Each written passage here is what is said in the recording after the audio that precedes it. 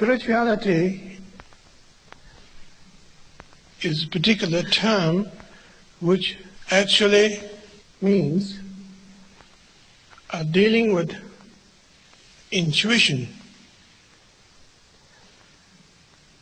In the theistic tradition, there is a notion of clinging into a word. A certain act is regarded as displeasing to divine principles. A certain act is regarded as pleasing for the divine whatever. In the tradition of non-theism, however, it is very direct that the case history are not particularly important. What is actually important is here and now. Here and now. Now is definitely now.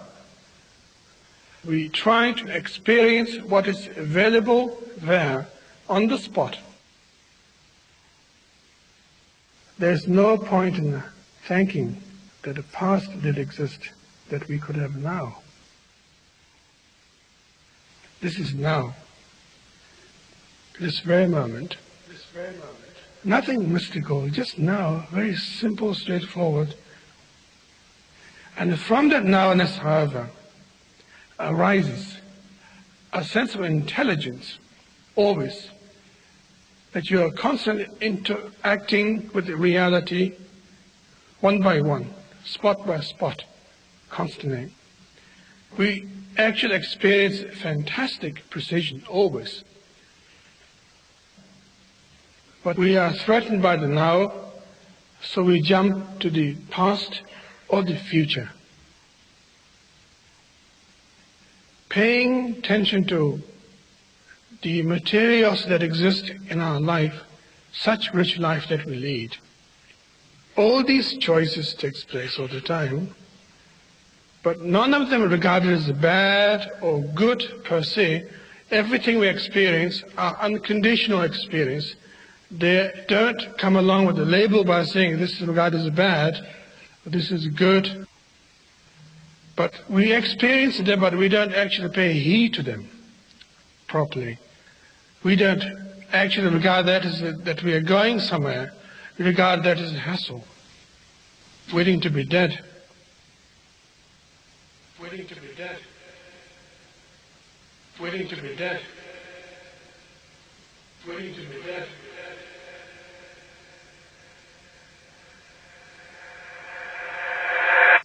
That's the problem.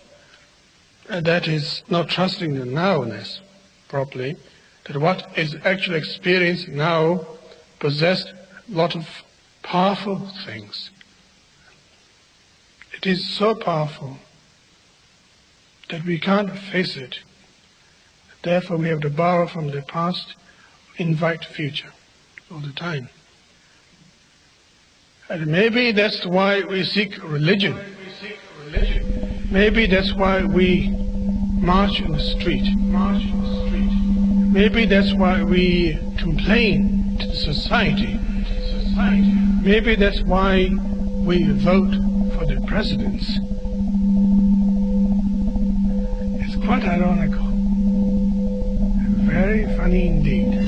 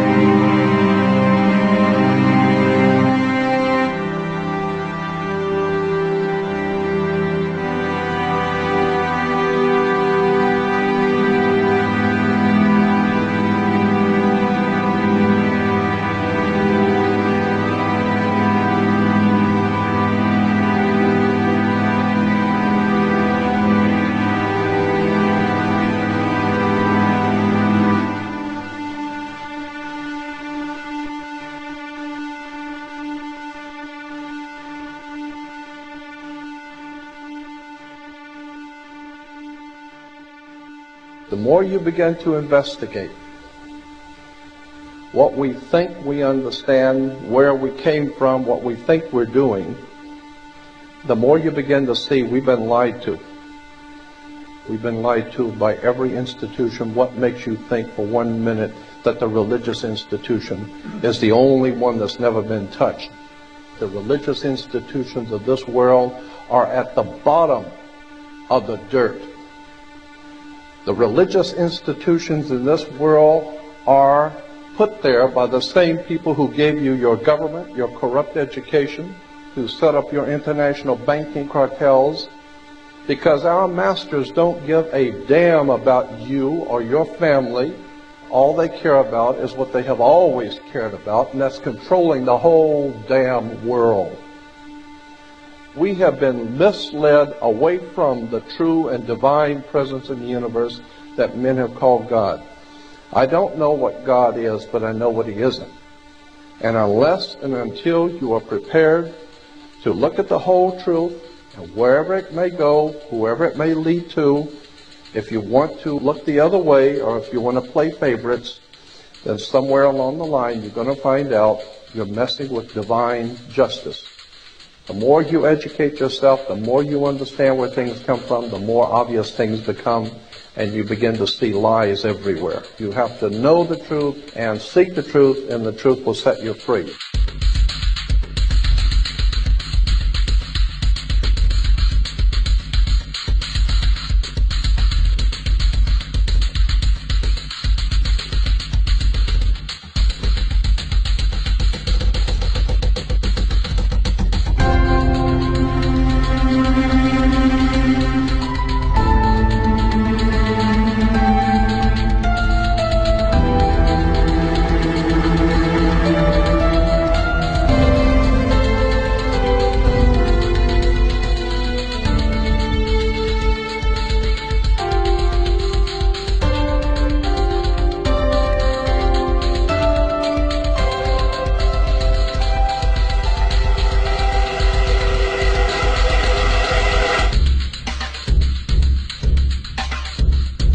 Because I got to tell you the truth, folks. I got to tell you the truth. When it comes to bullshit, big time, major league bullshit, you have to stand in awe of the all-time champion of false promises and exaggerated claims, religion.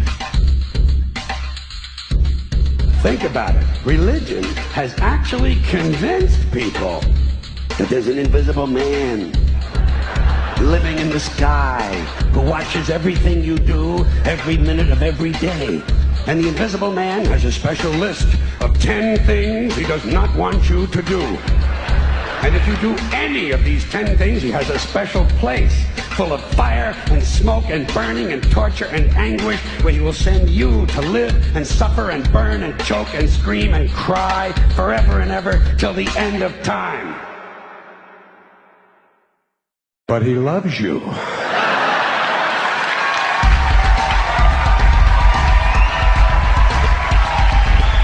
loves you.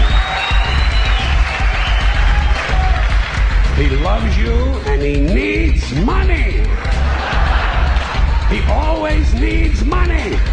He's all powerful, all perfect, all knowing, and all wise. Somehow just can't handle money.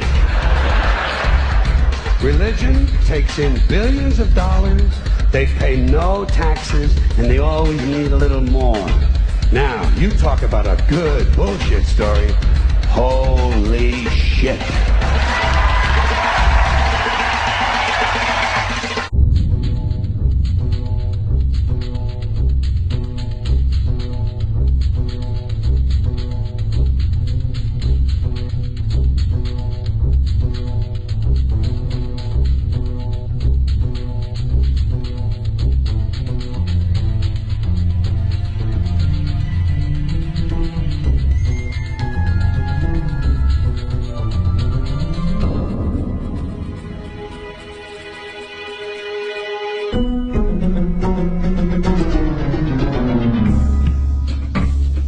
This is the sun. As far back as 10,000 BC, history is abundant with carvings and writings reflecting people's respect and adoration for this object. And it is simple to understand why, as every morning the sun would rise, bringing vision, warmth, and security, saving man from the cold, blind, predator-filled darkness of night. Without it, the cultures understood, the crops would not grow, and life on the planet would not survive. These realities made the sun the most adored object of all time. Likewise, they were also very aware of the stars.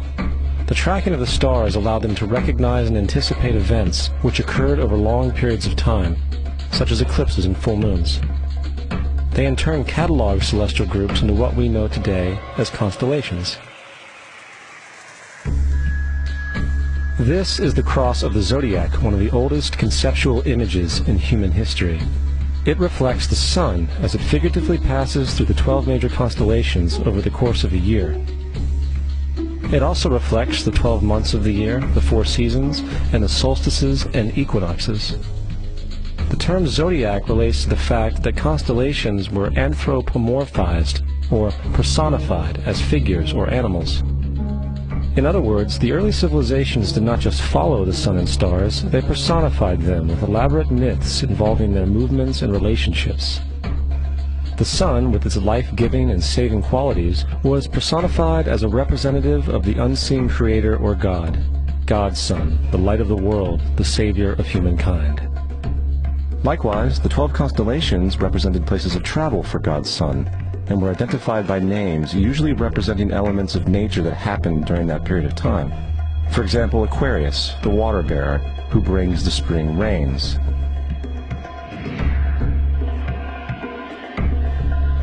This is Horus. He is the sun god of Egypt of around 3000 BC. He is the sun anthropomorphized, and his life is a series of allegorical myths involving the sun's movement in the sky. From the ancient hieroglyphics in Egypt, we know much about this solar messiah.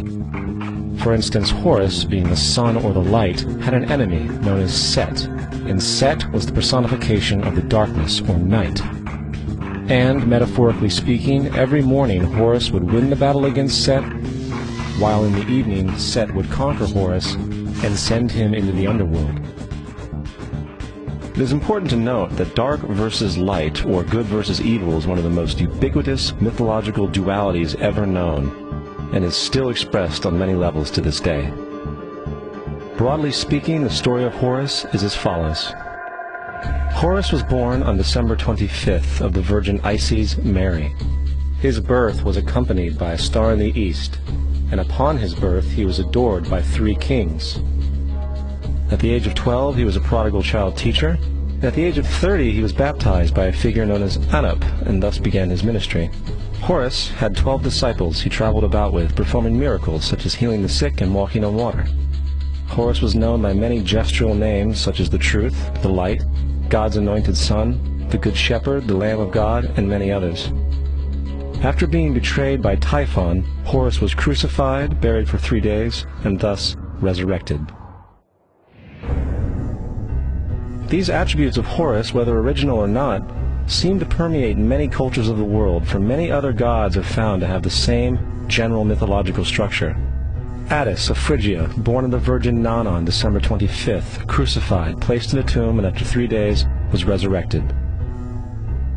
Krishna of India, born of the Virgin Devaki, with a star in the east signaling his coming. He performed miracles with his disciples, and, upon his death, was resurrected. Dionysus of Greece, born of a virgin on December 25th, was a traveling teacher who performed miracles such as turning water into wine. He was referred to as the King of Kings, God's only begotten Son, the Alpha and Omega, and many others. And, upon his death, he was resurrected. Mithra of Persia, born of a virgin on December 25th, he had 12 disciples and performed miracles, and upon his death was buried for 3 days and thus resurrected. He was also referred to as the Truth, the Light, and many others. Interestingly, the sacred day of worship of Mithra was Sunday. The fact of the matter is, there are numerous saviors from different periods from all over the world which subscribe to these general characteristics. The question remains, why these attributes?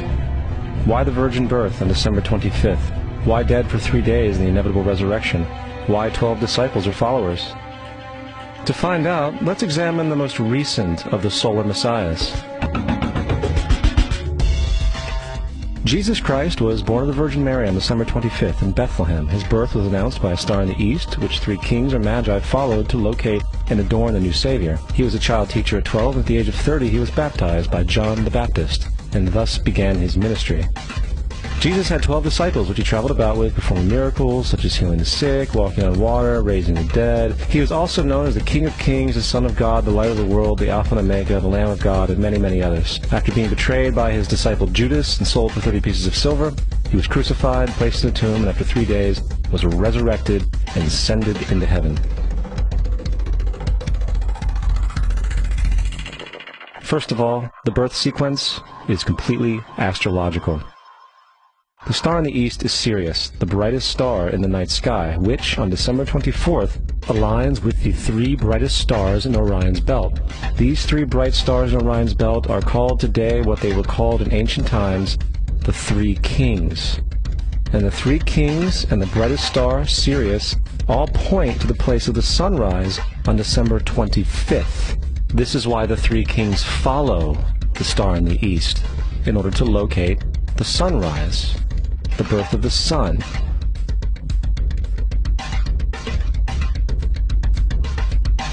The Virgin Mary is the constellation Virgo, also known as Virgo the Virgin. Virgo in Latin means virgin. Virgo is also referred to as the house of bread, and the representation of Virgo is a virgin holding a sheaf of wheat. This house of bread and its symbol of wheat represents August and September, the time of harvest. In turn, Bethlehem, in fact, literally translates to house of bread. Bethlehem is thus a reference to the constellation Virgo, a place in the sky, not on earth.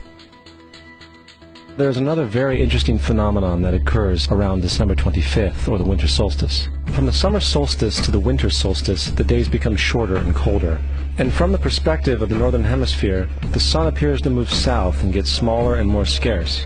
The shortening of the days and the expiration of the crops when approaching the winter solstice symbolize the process of death to the ancients. It was the death of the sun. And by December 22nd, the sun's demise was fully realized, for the sun, having moved south continually for 6 months, makes it to its lowest point in the sky. Here a curious thing occurs. The sun stops moving south, at least perceivably, for 3 days. And during this 3-day pause, the sun resides in the vicinity of the Southern Cross, or Crux, constellation. And after this time, on December 25th, the sun moves 1 degree, this time north, foreshadowing longer days, warmth, and spring. And thus it was said, the sun died on the cross, was dead for 3 days, only to be resurrected or born again. This is why Jesus and numerous other sun gods share the crucifixion, 3-day death, and resurrection concept. It is the sun's transition period before it shifts its direction back into the northern hemisphere, bringing spring and thus salvation. However, they do not celebrate the resurrection of the sun until the spring equinox, or Easter. This is because at the spring equinox the sun officially overpowers the evil darkness, as daytime thereafter becomes longer in duration than the night, and the revitalizing conditions of spring emerge. Now, probably the most obvious of all the astrological symbolism around Jesus regards the 12 disciples. They are simply the 12 constellations of the zodiac, which Jesus, being the sun, travels about with. In fact, the number 12 is replete throughout the Bible.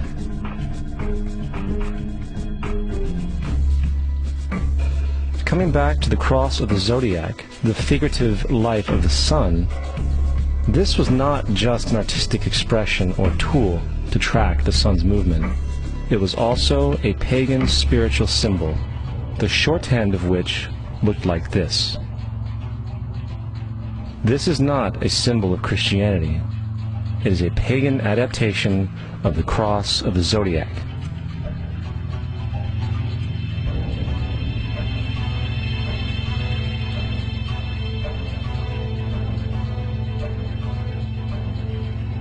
This is why Jesus in early occult art is always shown with his head on the cross, for Jesus is the Son of God, the light of the world, the risen Savior who will come again, as it does every morning, the glory of God who defends against the works of darkness as he is born again every morning and can be seen coming in the clouds up in heaven with his crown of thorns or sun rays.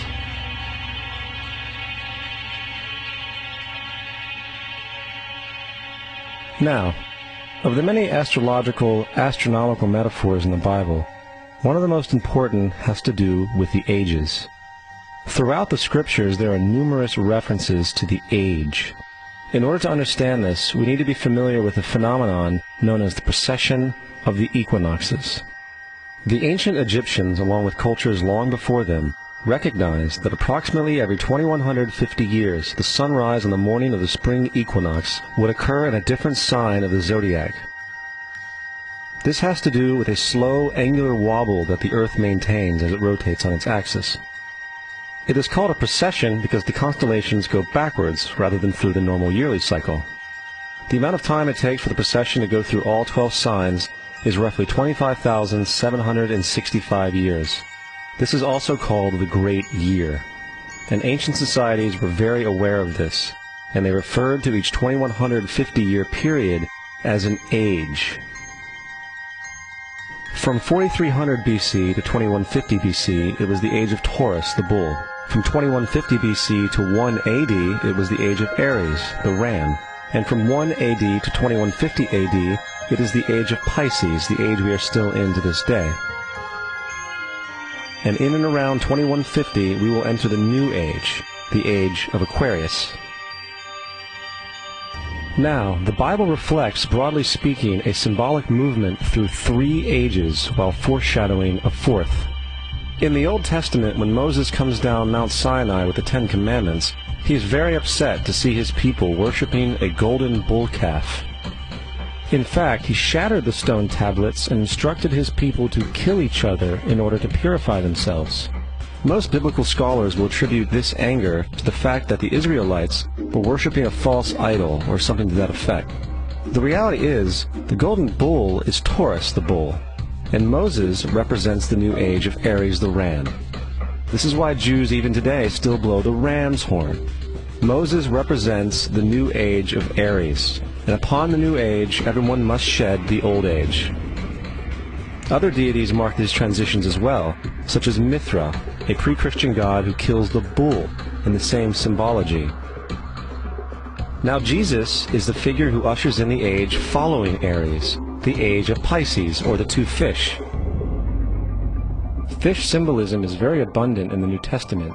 Jesus feeds 5,000 people with bread and 2 fish. When he begins his ministry walking along Galilee, he befriends 2 fishermen who follow him.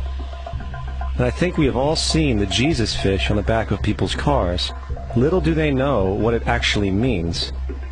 It is a pagan astrological symbolism for the sun's kingdom during the age of Pisces. Also, Jesus' assumed birth date is essentially the start of this age. At Luke 22:10, when Jesus is asked by his disciples where the last Passover would be, Jesus replies, "Behold, when ye are entered into the city, there shall a man meet you, bearing a pitcher of water. Follow him into the house where he entereth in." This scripture is by far one of the most revealing of all the astrological references. The man bearing the pitcher of water is Aquarius, the water bearer, who is always pictured as a man pouring out a pitcher of water. He represents the age after Pisces, and when the sun, God's Son, leaves the age of Pisces, Jesus, it will go into the house of Aquarius, as Aquarius follows Pisces in the precession of the equinoxes. All Jesus is saying is that after the age of Pisces will come the age of Aquarius.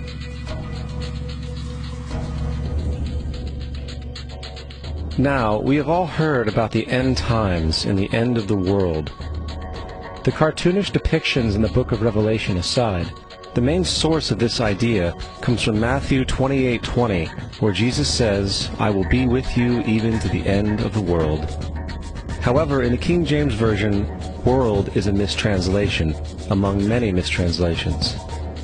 The actual word being used is eon, which means age.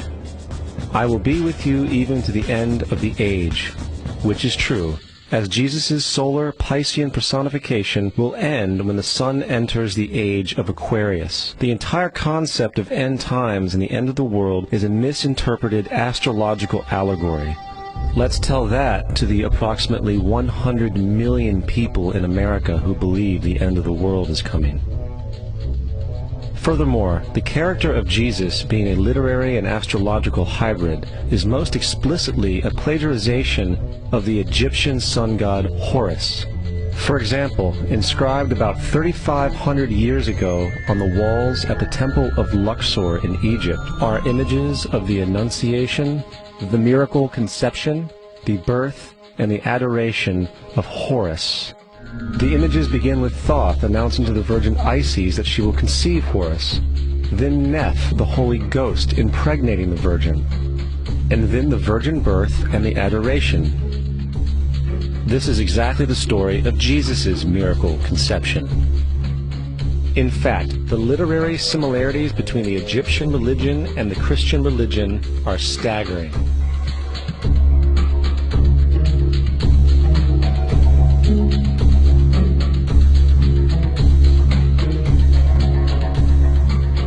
And the plagiarism is continuous. The story of Noah and Noah's Ark is taken directly from tradition. The concept of the Great Flood is ubiquitous throughout the ancient world, with over 200 cited claims in different periods and times. However, one need look no further for a pre-Christian source than the Epic of Gilgamesh, written in 2600 BC. This story talks of a great flood commanded by God, an ark with saved animals upon it, and even the release and return of a dove, all held in common with the biblical story, among many other similarities. And then there is the plagiarized story of Moses. Upon Moses' birth, it is said that he was placed in a reed basket and set adrift in a river in order to avoid infanticide. He was later rescued by a daughter of royalty and raised by her as a prince. This baby in a basket story was lifted directly from the myth of Sargon of Akkad of around 2250 BC. Sargon was born, placed in a reed basket in order to avoid infanticide, and set adrift in a river. He was in turn rescued and raised by Aki, a royal midwife. Furthermore, Moses is known as the lawgiver, the giver of the Ten Commandments, the Mosaic Law. However, the idea of a law being passed from God to a prophet up on a mountain is also a very old motif. Moses is just another lawgiver in a long line of lawgivers in mythological history. In India, Manu was the great lawgiver. In Crete, Minos ascended Mount Dicta, where Zeus gave him the sacred laws, while in Egypt there was Meses, who carried stone tablets and upon them the laws of God were written. Manu, Minos, Meses, Moses. And as far as the Ten Commandments, they are taken outright from spell 125 in the Egyptian Book of the Dead. What the Book of the Dead phrased, "I have not stolen," became "Thou shalt not steal." "I have not killed," became "Thou shalt not kill." "I have not told lies," became "Thou shalt not bear false witness," and so forth. In fact, the Egyptian religion is likely the primary foundational basis for the Judeo-Christian theology. Baptism, afterlife, final judgment, virgin birth, death and resurrection, crucifixion, the Ark of the Covenant, circumcision, saviors, Holy Communion, Great Flood, Easter, Christmas, Passover, and many, many more are all attributes of Egyptian ideas long predating Christianity and Judaism. Justin Martyr, one of the first Christian historians and defenders, wrote, "When we say that he, Jesus Christ, our teacher, was produced without sexual union, was crucified and died and rose again and ascended into heaven, we propound nothing different from what you believe regarding those who you esteem sons of Jupiter." In a different writing, Justin Martyr said, "He was born of a virgin, except this in common with what you believe of Perseus." It's obvious that Justin and other early Christians knew how similar Christianity was to the pagan religions. However, Justin had a solution. As far as he was concerned, the devil did it. The devil had the foresight to come before Christ and create his characteristics in the pagan world. Fundamentalist Christianity, fascinating. These people actually believe the world is 12,000 years old. Swear to God. I actually asked one of these guys, okay, dinosaur fossils. He says, dinosaur fossils? God put those here to test our faith.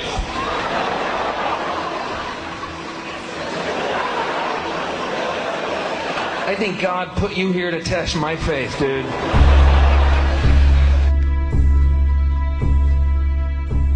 The Bible is nothing more than an astrotheological literary hybrid, just like nearly all religious myths before it. In fact, the aspect of transference of one character's attributes to a new character can be found within the book itself. In the Old Testament, there is the story of Joseph. Joseph was a prototype for Jesus. Joseph was born of a miracle birth. Jesus was born of a miracle birth. Joseph was of 12 brothers. Jesus had 12 disciples. Joseph was sold for 20 pieces of silver. Jesus was sold for 30 pieces of silver. Brother Judah suggests the sale of Joseph.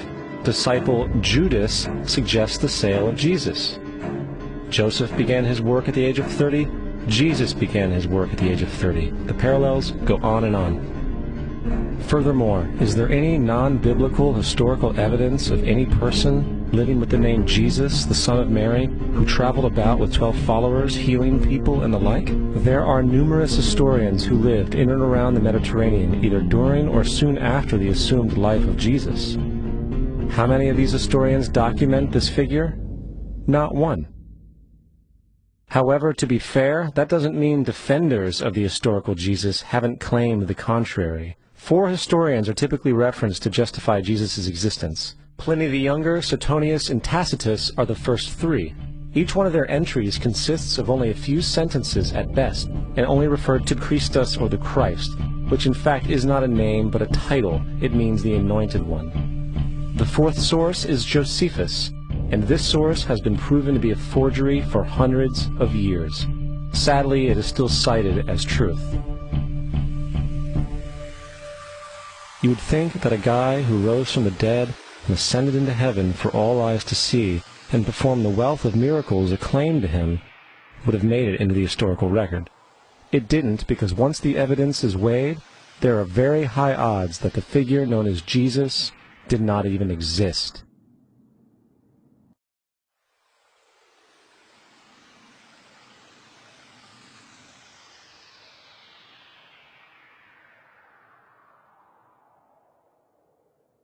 We don't want to be unkind, but we want to be factual.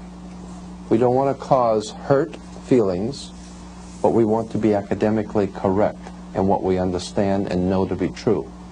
Christianity just is not based on truth. We find that Christianity was in fact nothing more than a Roman story, developed politically.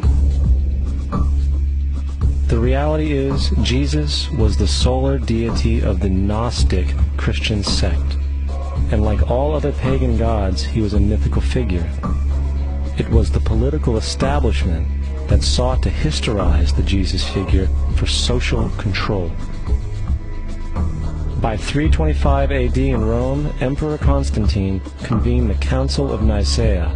It was during this meeting that the politically motivated Christian doctrines were established, and thus began a long history of Christian bloodshed and spiritual fraud. And for the next 1600 years, the Vatican maintained a political stranglehold on all of Europe, leading to such joyous periods as the Dark Ages, along with enlightening events such as the Crusades and the Inquisition.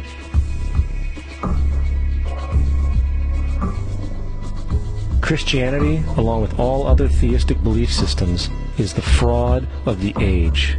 It serves to detach the species from the natural world, and likewise each other. It supports blind submission to authority. It reduces human responsibility to the effect that God controls everything, and in turn awful crimes can be justified in the name of a divine pursuit. And most importantly, it empowers those who know the truth, but use the myth to manipulate and control societies. The religious myth is the most powerful device ever created and serves as the psychological soil upon which other myths can flourish.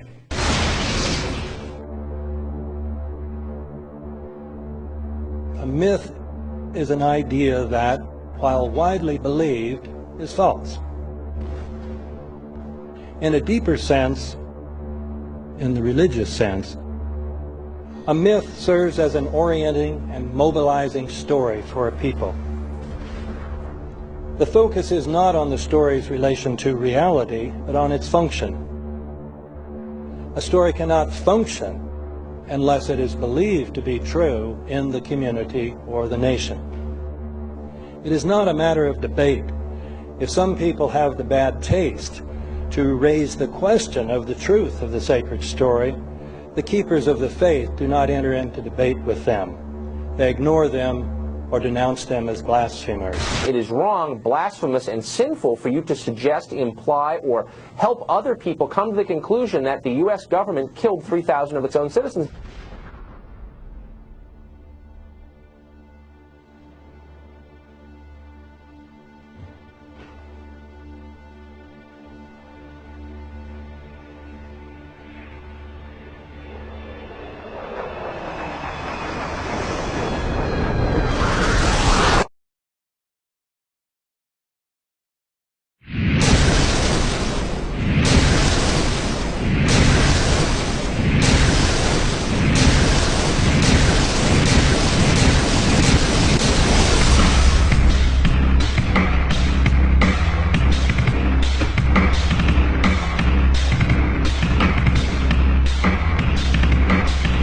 As if a demolition team set off when you see the old demolitions of these old buildings. It looks like one of those scenes of an old building being purposely dynamited and blown up. Anybody who's ever watched a building being demolished on purpose knows that if you're going to do this, you have to get at the under-infrastructure of a building and bring it down.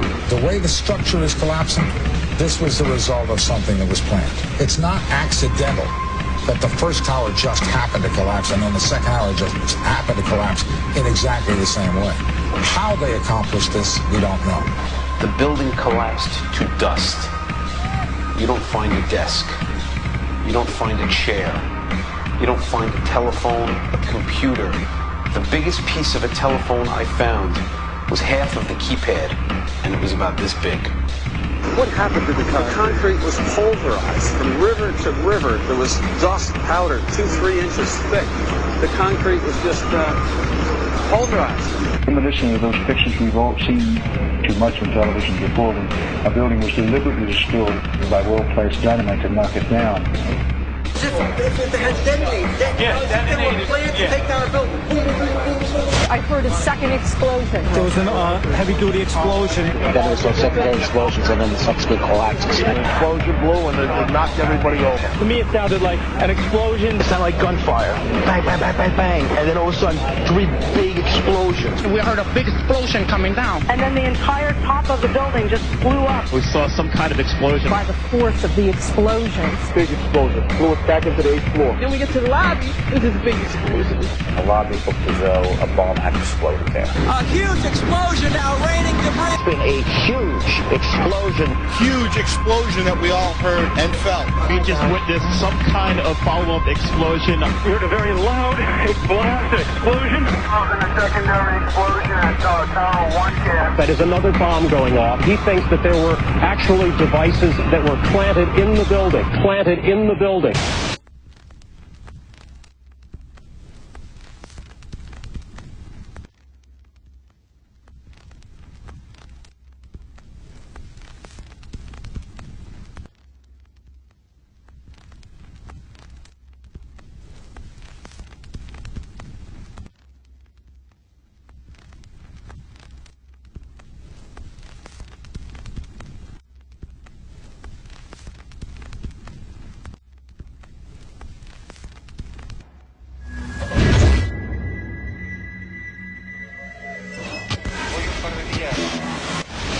I don't think anybody could have predicted that they would try to use an airplane as a missile, a hijacked airplane as a missile. Nobody in our government, at least, and I don't think the prior government that could envision flying airplanes into buildings. No specific threat involving really a domestic operation or involving what happened, obviously, the city's airliner and so. There were no warning signs that I'm aware of. USA Today reports that in the 2 years before the attacks on September the 11th, NORAD conducted exercises using hijacked airliners as weapons. And one target was the World Trade Center.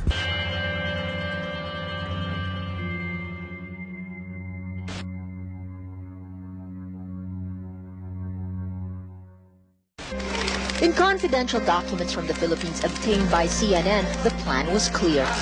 He will board any American commercial aircraft, control its cockpit, and dive it at the CIA headquarters. Other buildings targeted the Pentagon and the World Trade Center. Security in counterterrorism was blinking red, in the words of George Tenet, that the warnings of an imminent attack were so severe that something dramatic should have been done. It was unparalleled. Instead, our president went on a month-long vacation.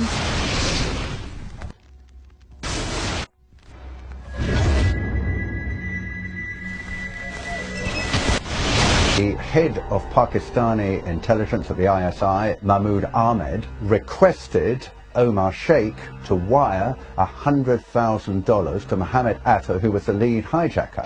Hijacker Mohammed Atta received wire transfers via Pakistan. The man sending the money to Atta is believed to be Ahmed Umar Saeed Sheikh. Omar Sheikh admitted he was supported by the Pakistan government's intelligence service, the ISI.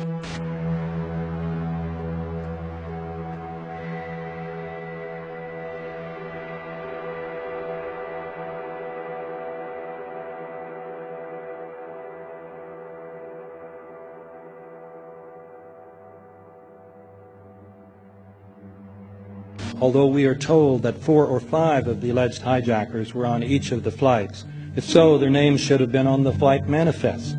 But the flight manifests that have been released contain neither the names of the alleged hijackers nor any Arab names whatsoever. We know that the men who were supposedly the hijackers had their houses, cars, credit cards paid for by the U.S. government.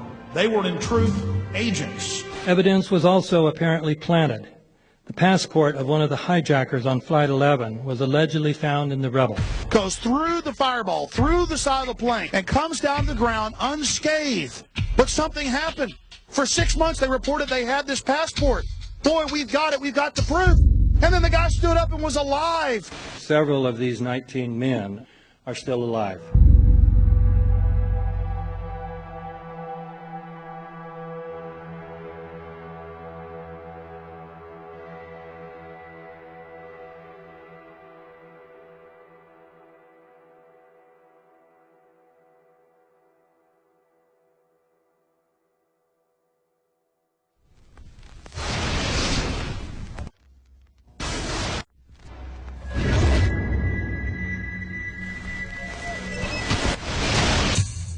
Of course we're after Saddam Hussein, bin Laden. He's January 2001, the Bush administration orders the FBI and intelligence agencies to back off investigations involving the bin Laden family, including 2 of Osama bin Laden's relatives, who were living, guess where, in Falls Church, Virginia, right next to CIA headquarters.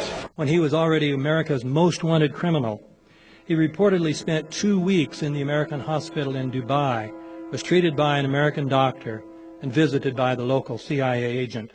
We have not seen one piece of evidence that links Osama bin Laden directly to the planning stages of September 11th. This failure to provide proof was later said to be unnecessary because bin Laden, in a video allegedly found in Afghanistan, admitted responsibility for the attacks. This confession is now widely cited as proof. But the man in this video has darker skin, fuller cheeks, and a broader nose than the Osama bin Laden of all other videos. We again seem to have planted evidence. In 1976, Osama's older brother Salim bin Laden hired a man in Texas by the name of Jim Bath to handle all the investments in the United States for the bin Laden family. Jim Bath also happens to be a personal, almost lifelong friend and former Air National Guard pilot with George W. Bush.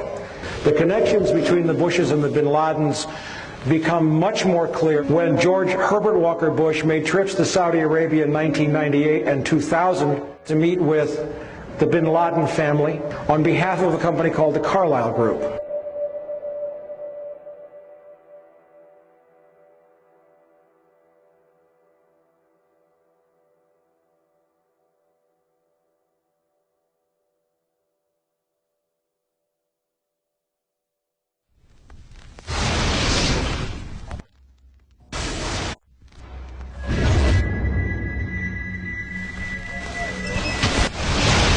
How could anyone fly a 60-ton, 125-foot wide, 44-foot tall plane through this obstacle course? The aircraft, before striking the Pentagon, reportedly executed a 270-degree downward spiral, and yet Hani Hanyour was known as a terrible pilot who could not safely fly even a small plane.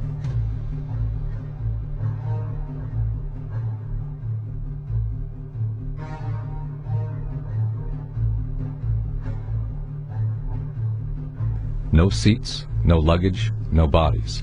Nothing but bricks and limestone. The official explanation is that the intense heat from the jet fuel vaporized the entire plane. Flight 77 had 2 Rolls-Royce engines made of steel and titanium alloy and weigh 6 tons each.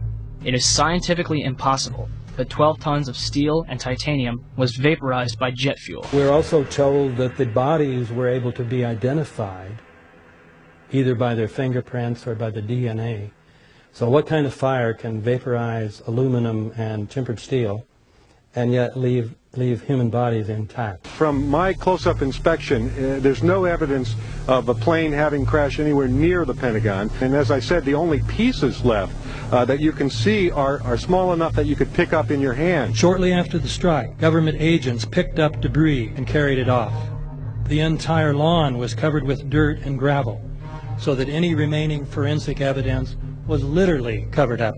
The videos from security cameras, which would show what really hit the Pentagon, were immediately confiscated by agents of the FBI, and the Department of Justice has to this day refused to release them.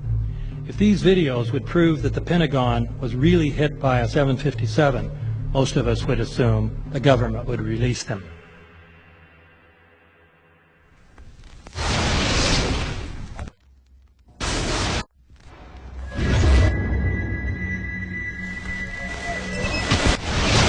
It looks like there's nothing there except for a hole in the ground. Basically, that's right. The only thing you could see from where we were was a big gouge in the earth and some broken trees. We could see some people walking around in the area, but from where we could see, there wasn't much left. Any large pieces of debris at all? No, there was nothing that you could distinguish that a plane had crashed there.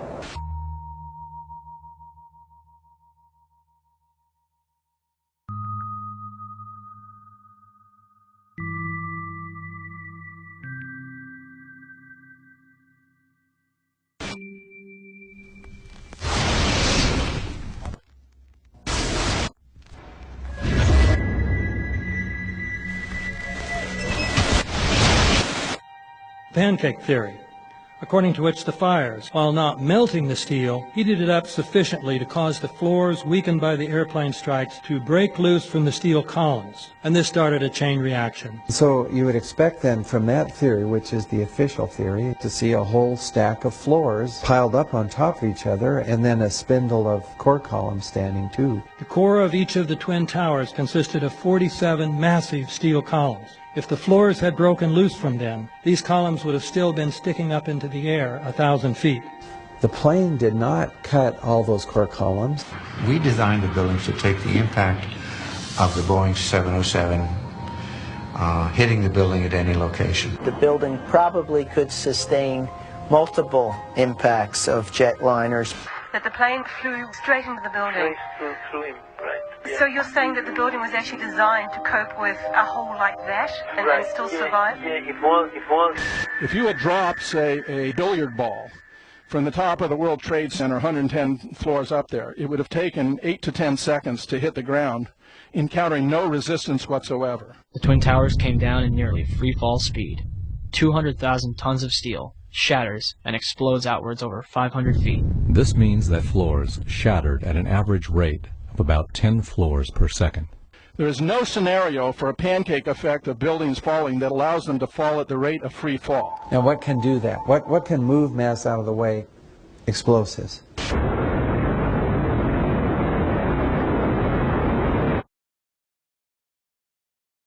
"47 huge steel columns going up the core. They're interconnected. How do you get them to fail simultaneously so the core disappears?" It looks like those core columns were cut. The way we do this is by cutting the beam at an angle.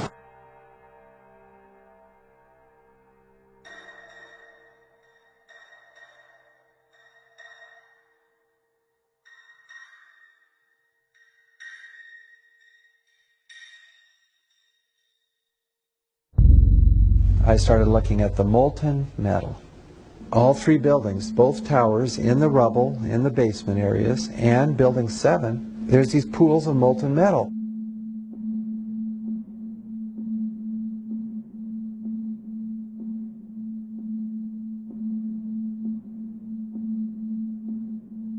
You'd get down below and you'd see molten steel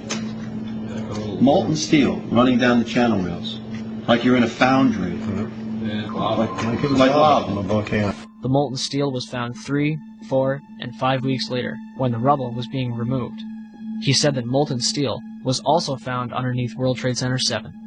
So I'm looking through the official reports. What do they say about the molten metal? They say nothing. Now, wait a minute. This is important evidence. So where'd that come from? Thermite is so hot that it'll just cut through steel, through structural steel, for example, like a knife through butter. The products are molten iron and aluminum oxide, which goes off primarily as a dust. You know those enormous dust clouds?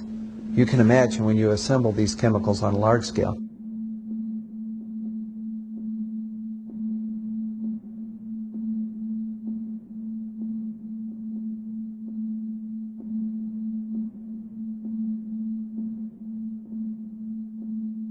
Molten metal pools under both towers after they collapsed, and Building 7. Now, Building 7 wasn't even hit by a jet. Part of the problem is that most people simply don't know much about Building 7 due to the extraordinary secrecy surrounding this collapse. And this was a 47-story skyscraper. This building fell at 5:25. It was not hit by a plane. This building had fires on only 2 or 3 floors. And it was brought down by what we know was a controlled demolition. Demolitions, they look just like that. You know, a kink in the middle, and then that building just comes straight down, almost at free fall speed. They first blow one of the central columns so the building falls in on itself. Building 7 had a classic crimp or wedge. Its central column was blown out first, so it didn't structurally damage buildings just a few feet away from it.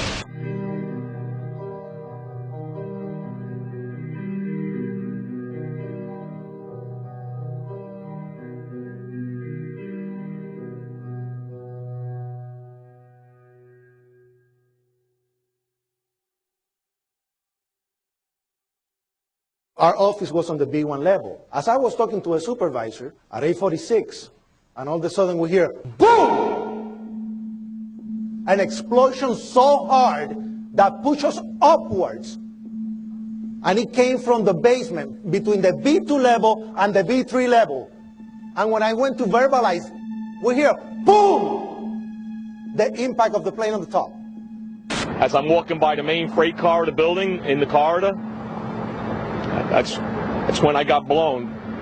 I mean, the impact of the explosion threw me to the floor, and that's when everything started happening. All of a sudden, a big impact happened again, and all the ceiling tile was falling down, the light fixtures were falling. You know, you got to go clear across the whole from 1 to 2 World Trade Center, and then all of a sudden, it happened all over again. Something else hit us to the floor. Right in the basement, you felt it. Walls were caving in, everything that was going on.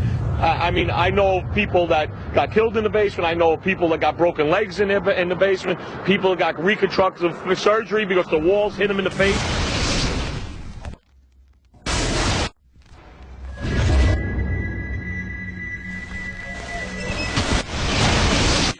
According to standard operating procedure, if an FAA flight controller notices anything that suggests a possible hijacking, the controller is to contact a superior. If the problem cannot be fixed within about a minute, the superior should ask NORAD, the North American Aerospace Command, to send up or scramble jet fighters to find out what is going on. NORAD then issues a scramble order to the nearest Air Force base with fighters on alert. But although interceptions usually occur within 10 or so minutes, in this case, 80 or so minutes had elapsed before fighters were even airborne. It's a mind-bending anomaly. Not a single U.S. Air Force interceptor turns a wheel until it's too late. There are no jets at all. What if they were so confused and had been so deliberately confused that they couldn't respond? The reason that they didn't know where to go was because a number of conflicting and overlapping war game exercises were taking place. It involved the insertion of false radar blips onto radar screens in the Northeast Air Defense Sector. Center Team U, we have a problem here. We have a hijacked aircraft headed towards New York. We need someone to scramble some F-16s or something up there to help us out. Is this real world or exercise? Is this real world or exercise? There was another exercise, Vigilant Warrior, which was, in fact, according to a NORAD source, a live-fly hijack drill being conducted at the same time.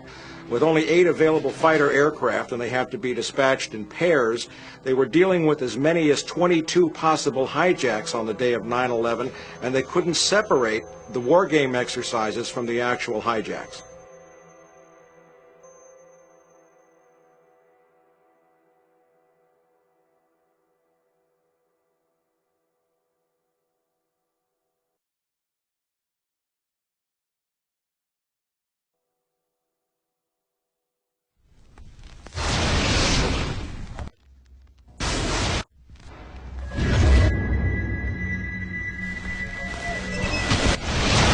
Page 172.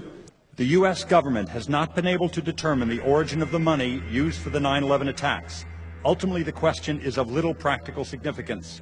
The American authorities have not managed to trace the source of the funding. And then the most amazingly disingenuous statement ultimately is it of little consequence. It is of massive consequence. Doesn't it matter who paid for 9/11? The collapse of Building 7 has been recognized as especially difficult to explain. The 9/11 Commission report implicitly admitted that it could not explain the collapse of this building by not even mentioning it. President, why are you and the Vice President insisting on appearing together before the 9/11 Commission? Because the 9/11 Commission wants to ask us questions. That's why we're meeting, and I look forward to meeting with them and answering their questions. Why you're appearing together rather than separately, which was their request? Because it's a good chance for both of us to answer questions that the 9/11 Commission is looking forward to asking us, and I'm looking forward to answering them. Let's see. Do you think they should be able to stand up and speak their own words? They should go under oath. They should be, yeah, in public.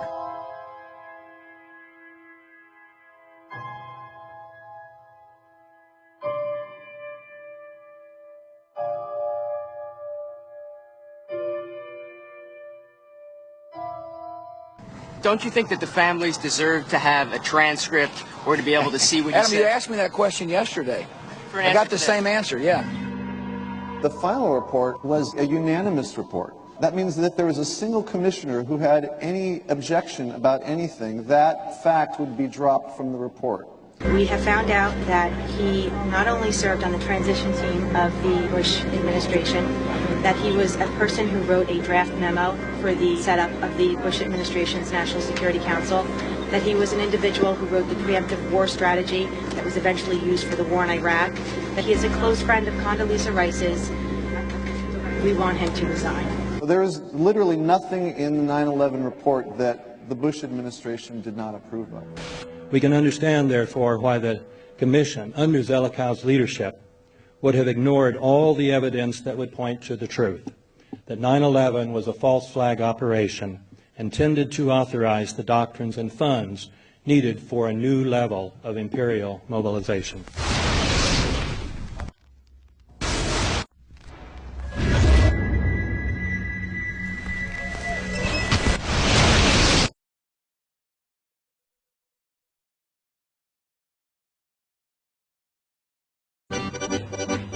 armed with knives, armed with chemical, biological, nuclear weapons. Fanatics, terrorists, September 11th. September 11th, killers, September 11th, terrorists. Terrorists of Al-Qaeda, terrorists, nuclear weapons, terrorists. 9/11, terror, terrorist, evil. September 11th, September 11th. The terrorists, war and danger. September 11th, terrorism, global terrorism, terrorism, terrorism, terrorists, terrorists, terrorists, terrorists, the terror, terrorists, terrorist, terrorism. September 11th, global terrorism, terrorist, terror, terrorism. September 11th, world terrorism, terrorist, terrorism. September 11th, global terrorism. September the 11th, terror, terror, terror, terror, terror. Weapons of mass destruction. September the 11th, September the 11th, terrorists, the evil terrorists, terrorists, terrorists, no. Terrorism. The words are hypnotically repeated. Terrorism, terrorist, terrorist threat, and of course, believed to be linked to Al-Qaeda. But it's the so-called war on terrorism that's in our faces practically 24/7 as the inescapable focus of our existence. One day, our grandchildren will look back on this time and ask, how was the war on terror won? The entire U.S. ruling class, ruling elite, comes to see terrorism as the preferred means, indeed the only means, to provide social cohesion, to provide an enemy image for the society to keep it together. According to neocon theory from Carl Schmitt, you have to have an enemy image in order to have a society. It's a very dangerous thing because now it means that the entire social order, the political parties, intellectual life, politics in general, all based on a monstrous myth. Monstrous myth.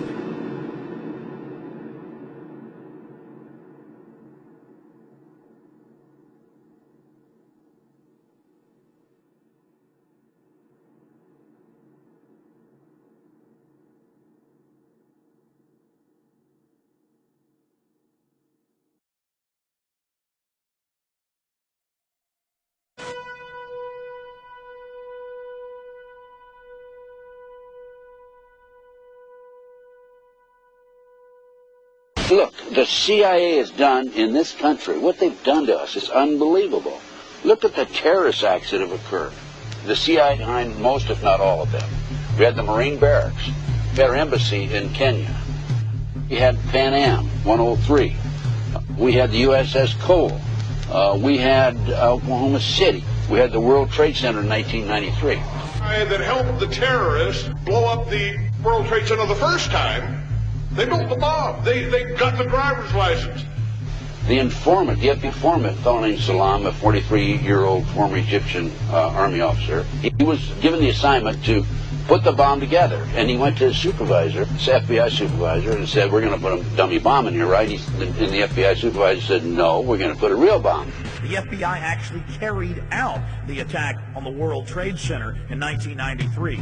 They actually hired Ahmad Salam and paid him $1 million and gave him real explosives, a detonator, and told him to build a bomb and to give it to the foolish people that he was controlling to allow them to attack the World Trade Center complex. Unfortunately for them, there were only 6 people killed, not enough to pass the legislation. So what happened is 2 years later, April 19, 1995, down comes Oklahoma City Murrah building, 168 people killed. 1 year later, the anti-terrorism legislation that takes away many of our constitutional rights and civil liberties is passed.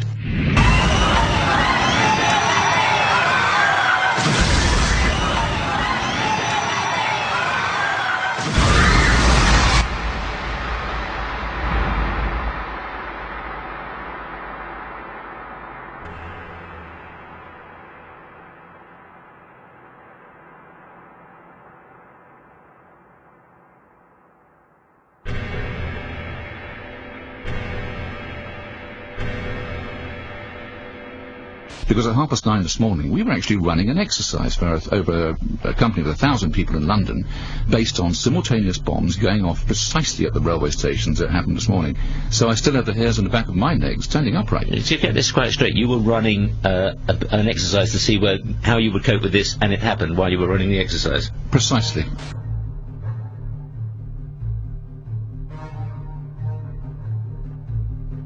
Supposed to believe is some kind of coincidence, there was also an anti-terrorist drill going on 7/7. And again, just like 9/11, they were talking about attacks on the same targets, the same kind of tube stations, and exactly the same time.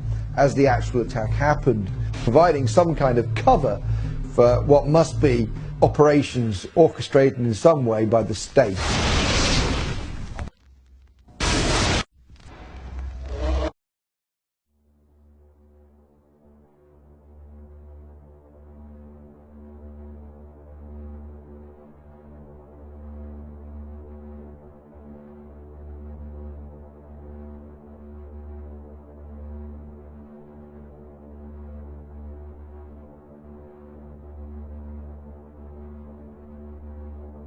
I am absolutely appalled at how much people in this country do not think.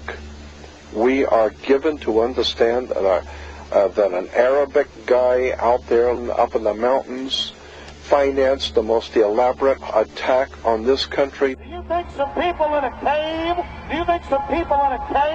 were able to have NORAD stand down?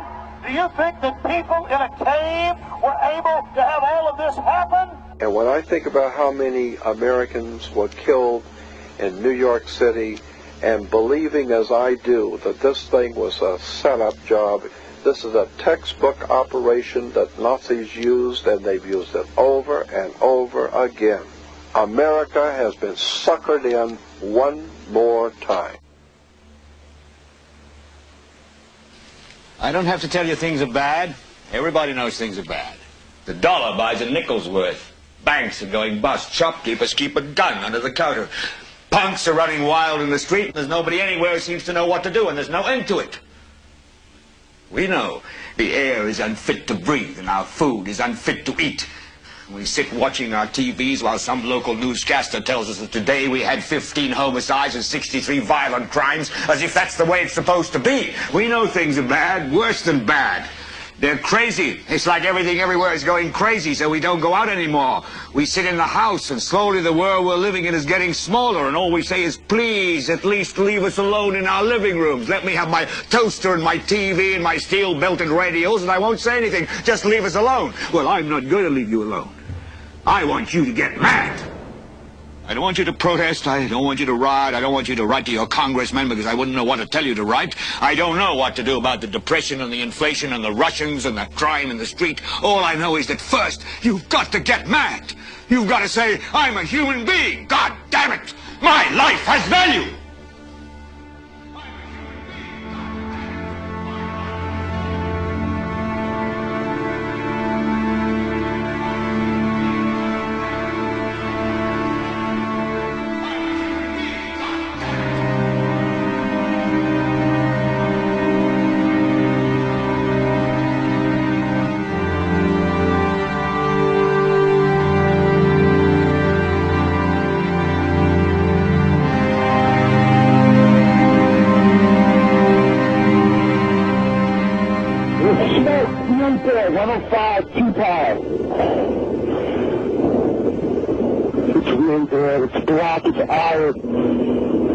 My wife thinks I'm all right. I called her and said I was leaving the building. I was fine, man. Bang. Just leave us. 2 broken windows. Oh, God! Ah!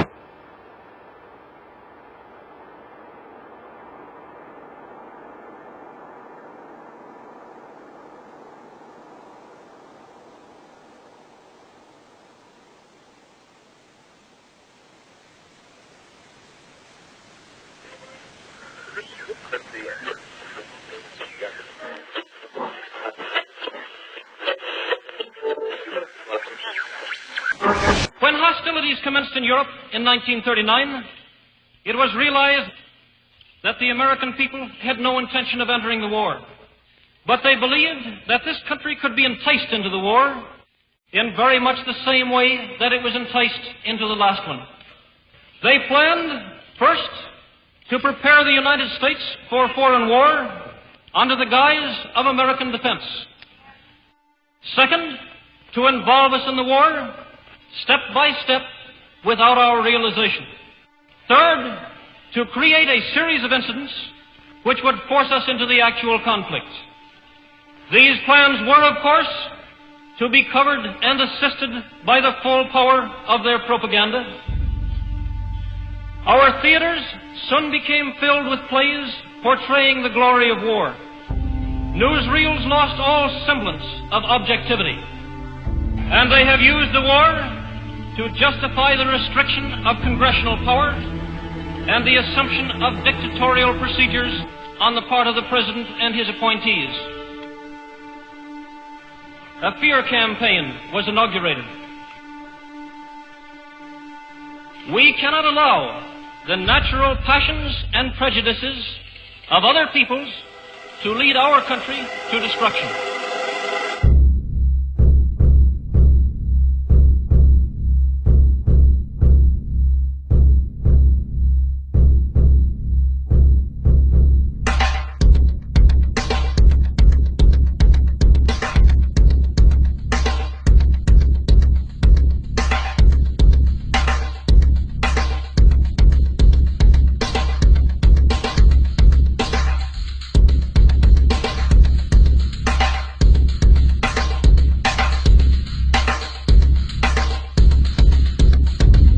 In 1775, the American Revolutionary War began as the American colonies sought to detach from England and its oppressive monarchy.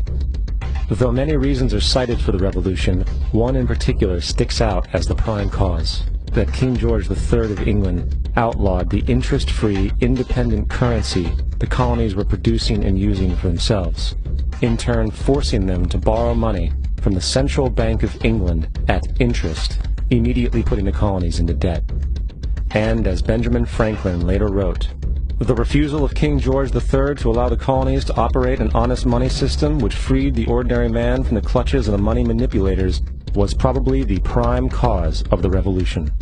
In 1783, America won its independence from England. However, its battle against the central bank concept and the corrupt, greed-filled men associated with it had just begun. So what is a central bank? A central bank is an institution that produces the currency of an entire nation. Based on historical precedent, two specific powers are inherent in central banking practice: the control of interest rates and the control of the money supply, or inflation. The central bank does not simply supply a government's economy with money, it loans it to them at interest. Then, through the use of increasing and decreasing the supply of money, the central bank regulates the value of the currency being issued.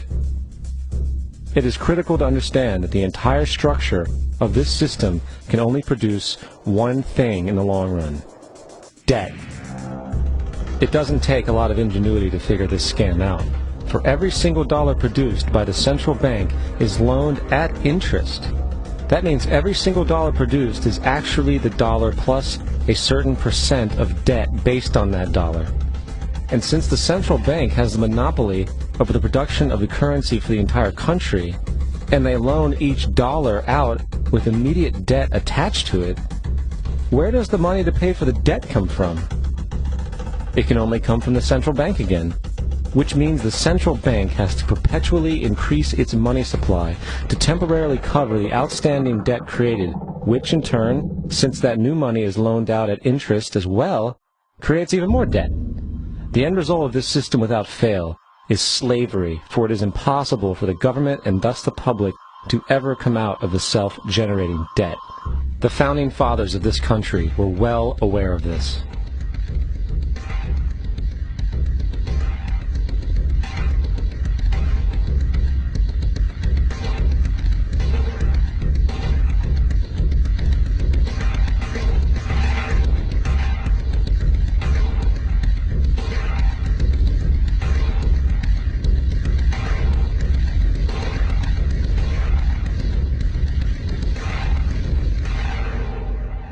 By the early 20th century, the U.S. had already implemented and removed a few central banking systems, which were swindled into place by ruthless banking interests. At this time, the dominant families in the banking and business world were the Rockefellers, the Morgans, the Warburgs, the Rothschilds. And in the early 1900s, they sought to push once again legislation to create another central bank. However, they knew the government and public were very weary of such an institution, so they needed to create an incident to affect public opinion. So, J.P. Morgan, publicly considered a financial luminary at the time, exploited his mass influence by publishing rumors that a prominent bank in New York was insolvent or bankrupt. Morgan knew this would cause mass hysteria, which would affect other banks as well. And it did. The public, in fear of losing their deposits, immediately began mass withdrawals. Consequently, the banks were forced to call in their loans, causing the recipients to sell their property, and thus a spiral of bankruptcies, repossessions, and turmoil emerged. Putting the pieces together a few years later, Frederick Allen of Life magazine wrote, "The Morgan interests took advantage to precipitate the panic, guiding it shrewdly as it progressed." Unaware of the fraud, the Panic of 1907 led to a congressional investigation headed by Senator Nelson Aldrich, who had intimate ties to the banking cartels and later became part of the Rockefeller family through marriage. The commission, led by Aldrich, recommended a central bank should be implemented so a panic like 1907 could never happen again. This was the spark the international bankers needed to initiate their plan. In 1910, a secret meeting was held at a J.P. Morgan estate on Jekyll Island off the coast of Georgia. It was there that the central banking bill called the Federal Reserve Act was written. This legislation was written by bankers, not lawmakers. This meeting was so secretive, so concealed from government and public knowledge that the 10 or so figures who attended disguised their names when en route to the island. After this bill was constructed, it was then handed over to their political frontman, Senator Nelson Aldrich, to push through Congress. And in 1913, with heavy political sponsorship by the bankers, Woodrow Wilson became president, having already agreed to sign the Federal Reserve Act in exchange for campaign support. And 2 days before Christmas, when most of Congress was at home with their families, the Federal Reserve Act was voted in, and Wilson in turn made it law. Later, Woodrow Wilson wrote, in regret,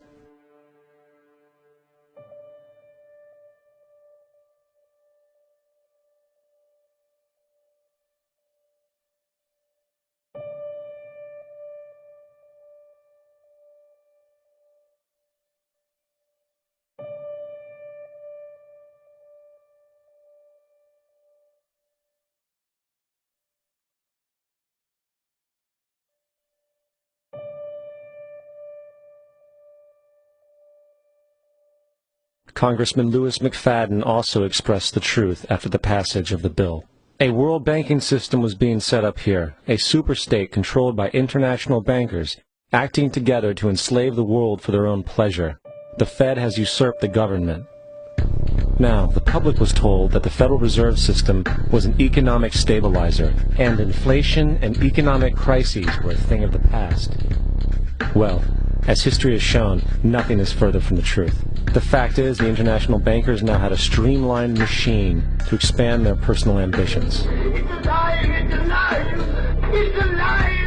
For example, from 1914 to 1919, the Fed increased the money supply by nearly 100%, resulting in extensive loans to small banks and the public.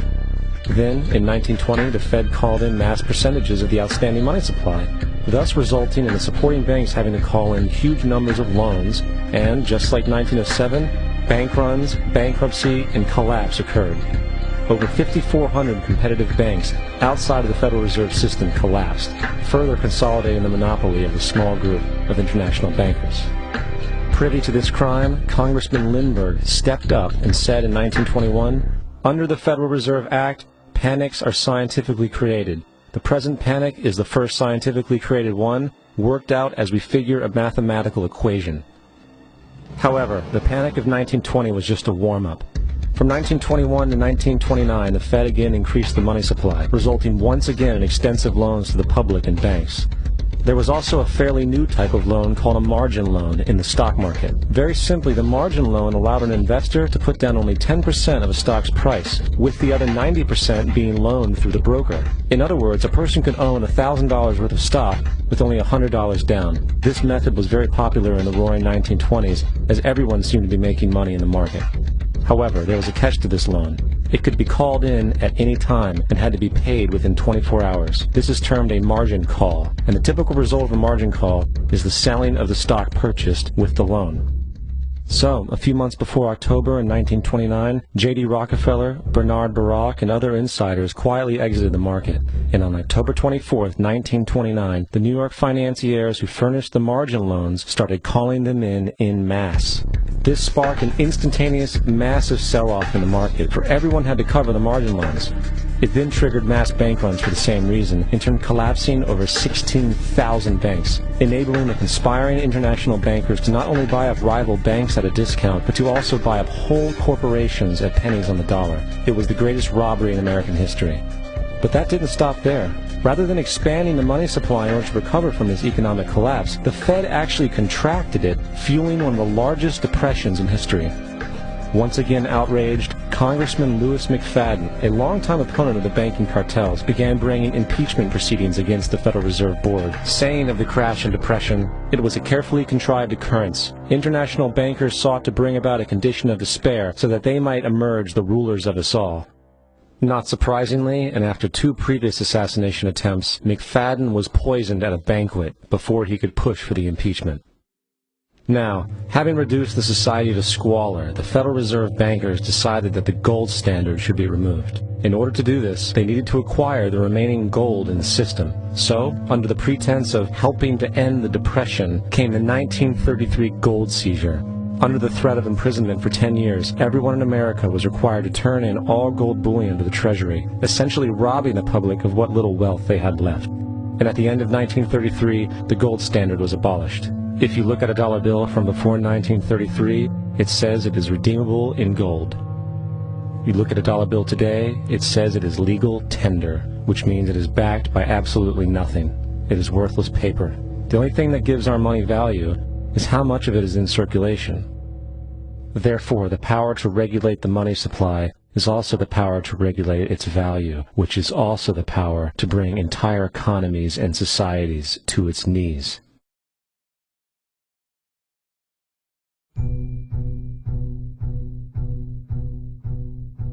It's important to clearly understand, the Federal Reserve is a private corporation. It is about as Federal Express. It makes its own policies and is under virtually no regulation by the U.S. government. It is a private bank that loans all the currency at interest to the government, completely consistent with the fraudulent central banking model that the country sought to escape from when it declared independence in the American Revolutionary War. Now, going back to 1913, the Federal Reserve Act was not the only unconstitutional bill pushed through Congress. They also pushed the federal income tax. It's worthwhile to point out that the American public's ignorance towards the federal income tax is a testament to how dumbed down and oblivious the American population really is. First of all, the federal income tax is completely unconstitutional, as it is a direct, unapportioned tax. All direct taxes have to be apportioned to be legal based on the Constitution. Secondly, the required number of states in order to ratify the amendment to allow the income tax was never met, and this has even been cited in modern court cases.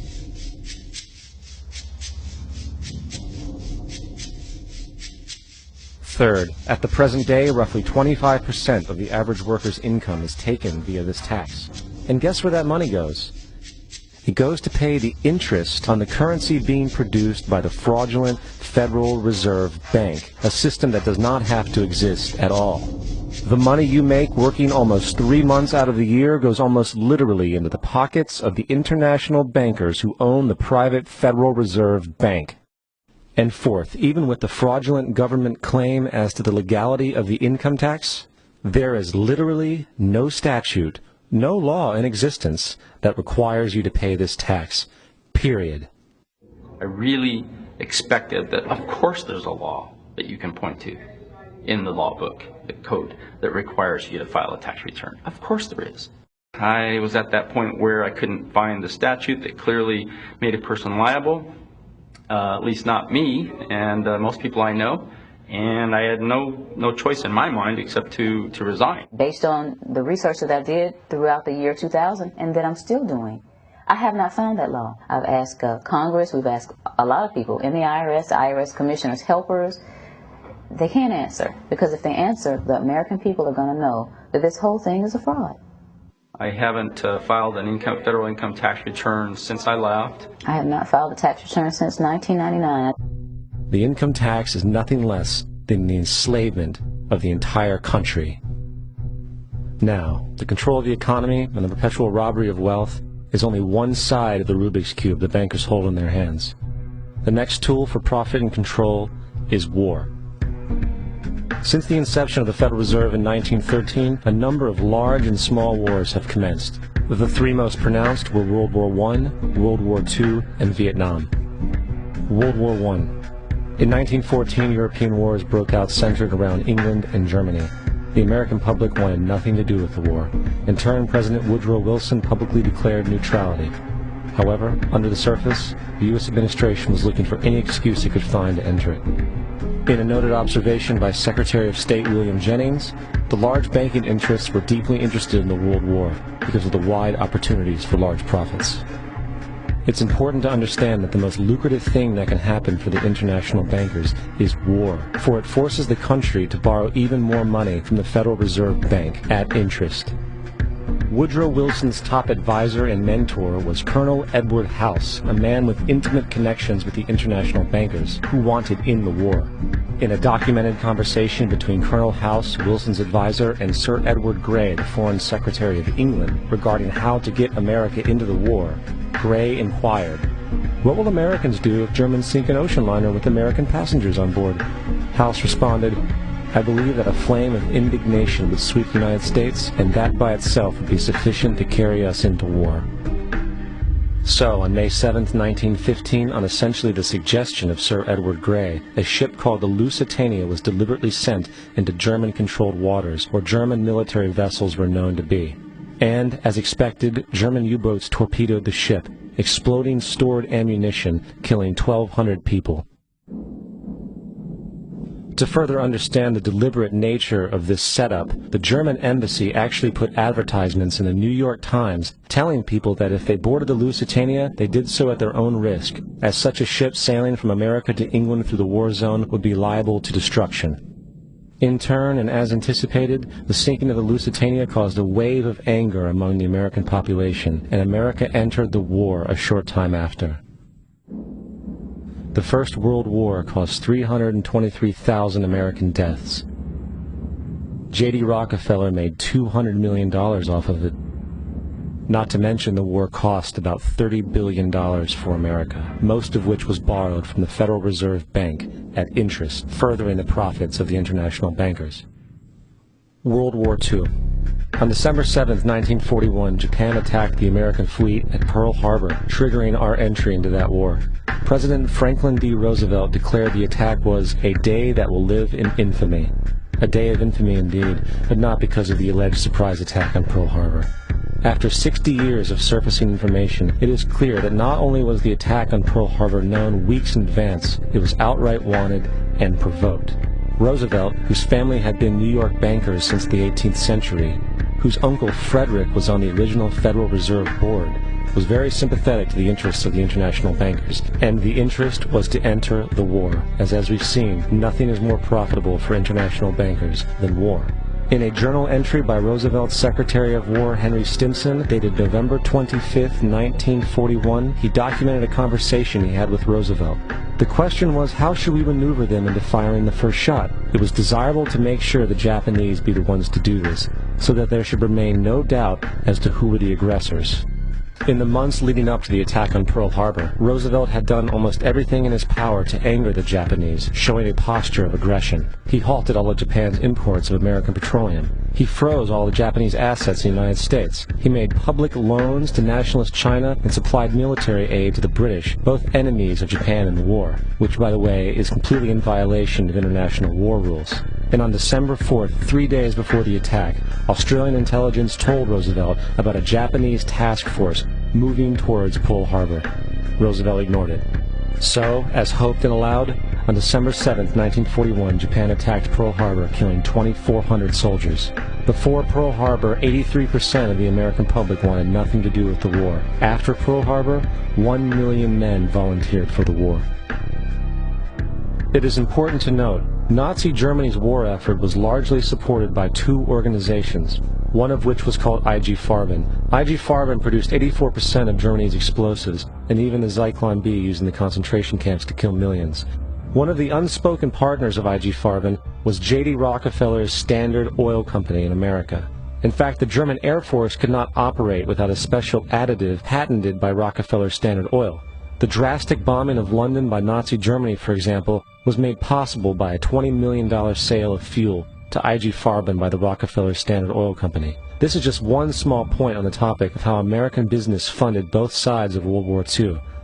One other treasonous organization worth mentioning is the Union Banking Corporation of New York City. Not only did it finance numerous aspects of Hitler's rise to power, along with actual materials during the war, it was also a Nazi money laundering bank, which was eventually exposed for having millions of dollars of Nazi money in its vaults. The Union Banking Corporation of New York was eventually seized for violations of the Trading with the Enemy Act. Guess who the director and vice president of the Union Bank was? Prescott Bush, our current president's grandfather, and of course our former president's father. Keep that in mind when considering the moral and political dispositions of the Bush family. Vietnam. The United States' official declaration of war on North Vietnam in 1964 came after an alleged incident involving 2 U.S. destroyers being attacked by North Vietnamese PT boats in the Gulf of Tonkin. This was known as the Gulf of Tonkin incident. This single situation was the catalytic pretext for massive troop deployment and full-fledged warfare. One problem, however, the attack on the U.S. destroyers by Vietnamese PT boats never happened. It was a completely staged event to have an excuse to enter the war. Former Secretary of Defense Robert McNamara stated years later that the Gulf of Tonkin incident was a mistake, while many other insiders and officers have come forward, relaying that it was a contrived farce, a complete lie. Once in the war, it was business as usual. In October 1966, President Lyndon Johnson lifted trading restrictions on the Soviet bloc, knowing full well that the Soviets were providing upwards of 80% of North Vietnam's war supplies. Consequently, Rockefeller interests financed factories in the Soviet Union, which the Soviets used to manufacture military equipment and send it to North Vietnam. However, the funding of both sides of this conflict was only one side of the coin. In 1985, Vietnam's rules of engagement were declassified. This detailed what American troops were and were not allowed to do in the war. It included absurdities like North Vietnamese anti-aircraft missile systems could not be bombed until they were known to be fully operational. No enemy could be pursued once they crossed the border of Laos or Cambodia. And most revealing of all, the most critical strategic targets were not allowed to be attacked unless initiated by high military officials. Apart from these imposed ludicrous limitations, North Vietnam was informed of these restrictions and therefore could base entire strategies around the limitations of the American forces. This is why the war went on so long. And the bottom line is this: the Vietnam War was never meant to be won, just sustained. This war for profit resulted in 58,000 American deaths and 3 million dead Vietnamese. So, where are we now? September 11th was the jumpstart for what is now an accelerated agenda by the ruthless elite. It was a staged war pretext no different than the sinking of the Lusitania, the provoking of Pearl Harbor, and the Gulf of Tonkin lie. In fact, if 9/11 wasn't a planned war pretext, it would be an exception to the rule. It has been used to launch 2 unprovoked illegal wars, one against Iraq and one against Afghanistan. However, 9/11 was a pretext for another war as well, the war against you. The Patriot Act, Homeland Security, the Military Tribunals Act, and other legislations are all completely and entirely designed to destroy your civil liberties and limit your ability to fight back against what is coming. Currently in the United States, unannounced to most brainwashed Americans, your home can be searched without a warrant, without you being home. You can in turn be arrested with no charges revealed to you, detained indefinitely with no access to a lawyer, and legally tortured, all under the suspicion that you might be a terrorist. If you need a painted picture of what is happening in this country, let's recognize how history repeats itself. In February 1933, Hitler staged a false flag attack, burning down his own German parliament building, the Reichstag, and blamed it on communist terrorists. In the next few weeks, he passed the Enabling Act, which completely eradicated the German Constitution, destroying people's liberties. He then led a series of preemptive wars, all justified to the German people as necessary to maintaining homeland security.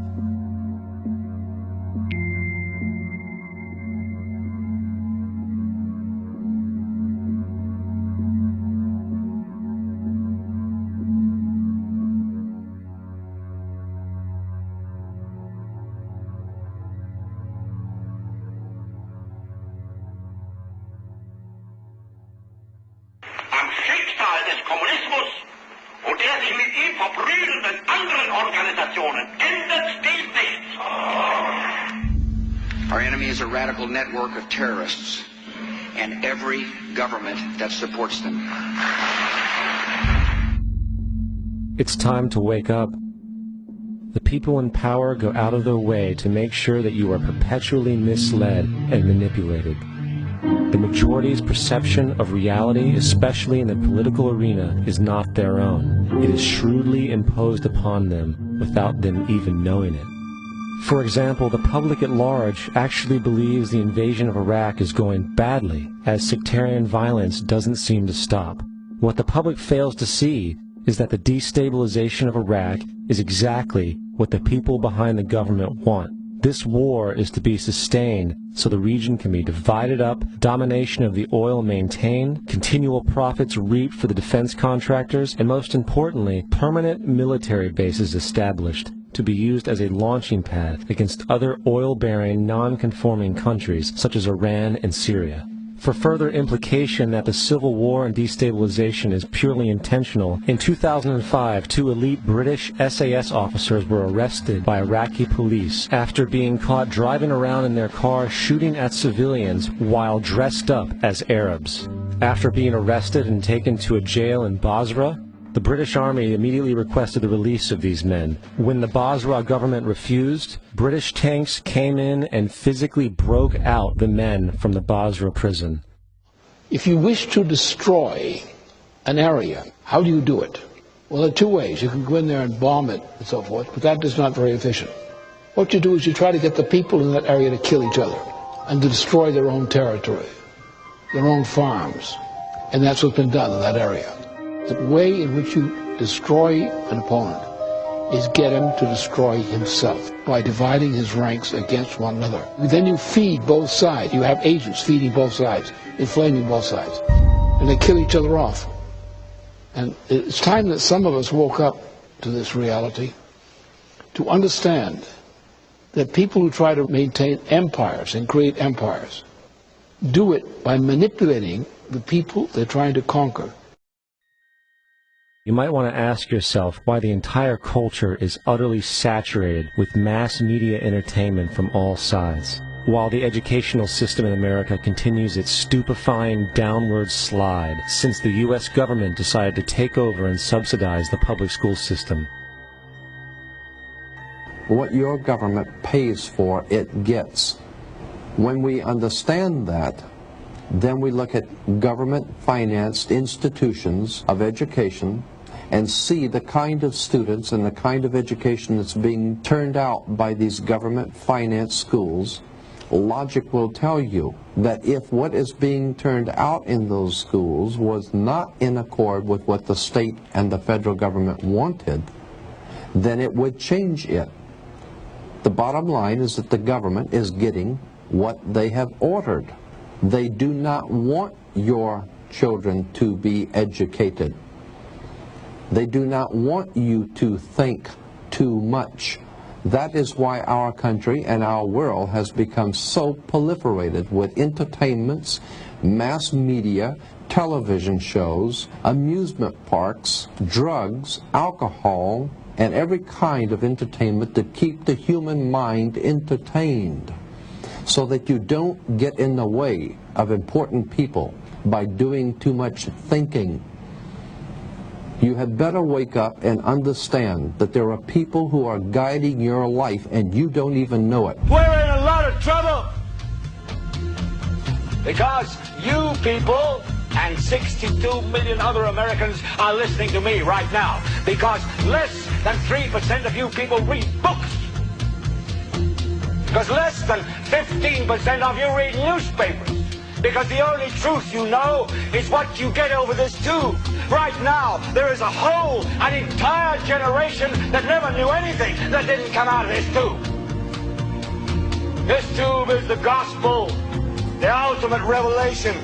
This tube can make or break presidents, popes, prime ministers, this tube is the most awesome goddamn force in the whole godless world. And woe is us if it ever falls into the hands of the wrong people. And when the largest company in the world controls the most awesome goddamn propaganda force in the whole godless world, who knows what shit will be peddled for truth on this network. So you listen to me. Listen to me. Television is not the truth. Television is a goddamn amusement park. Television is a circus, a carnival, a traveling troupe of acrobats, storytellers, dancers, singers, jugglers, sideshow freaks, lion tamers, and football players. We're in the boredom-killing business. But you people sit there day after day, night after night, all ages, colors, creeds. We're all you know. You're beginning to believe the illusions we're spinning here. You're beginning to think that the tube is reality and that your own lives are unreal. You do whatever the tube tells you. You dress like the tube. You eat like the tube. You raise your children like the tube. You even think like the tube. This is mass madness, you maniacs. In God's name, you people are the real thing. We are the illusion. The last thing the men behind the curtain want is a conscious, informed public capable of critical thinking, which is why a continually fraudulent zeitgeist is output via religion, the mass media, and the educational system. They seek to keep you in a distracted, naive bubble, and they are doing a damn good job of it. In 2005, an arrangement between Canada, Mexico, and the United States was made. This arrangement, unannounced to the public, unregulated by Congress, merges the United States, Mexico, and Canada into one entity, erasing all borders. It's called the North American Union, and you might want to ask yourself why you've never heard of this. In fact, there is only one mainstream reporter who's actually heard of and has had the courage to cover this issue. The Bush administration's open borders policy and its decision to ignore the enforcement of this country's immigration laws is part of a broader agenda. President Bush signed a formal agreement that will end the United States as we know it, and he took the step without approval from either the U.S. Congress or the people of the United States. It's a deal that few have even heard of. It's being done again by very few people at the very top on behalf of the investment class, but the working class of people, political officials across our country, from communities, from cities and so forth, they don't know anything about this. This isn't some trade agreement. It is a total removal of sovereignty from these countries, which will also result in a completely new currency called the Amero. Fall. Apart from that, I think one thing people who are dollar-based need to focus on is the Amero. That's the one thing that nobody's talking about, but I think is going to have a big impact on everybody's life in Canada, the U.S., and Mexico. The Amero is the proposed new currency for the North American community, which is being developed right now between Canada, the U.S., and Mexico to make a borderless community, much like the EU, and the dollar, Canadian dollar, U.S. dollar, and the Mexican peso replaced by the Amero. By default of this agreement, the American Constitution will eventually be obsolete.